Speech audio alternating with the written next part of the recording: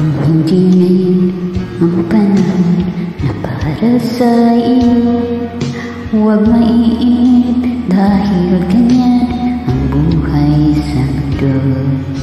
Huwag mawawala ng pag-asa, darating din ang ligaya. Ang isipin mo'y may bukas pa na mayroong saya. Kabigo ay hindi hadlang upang tumakas ka.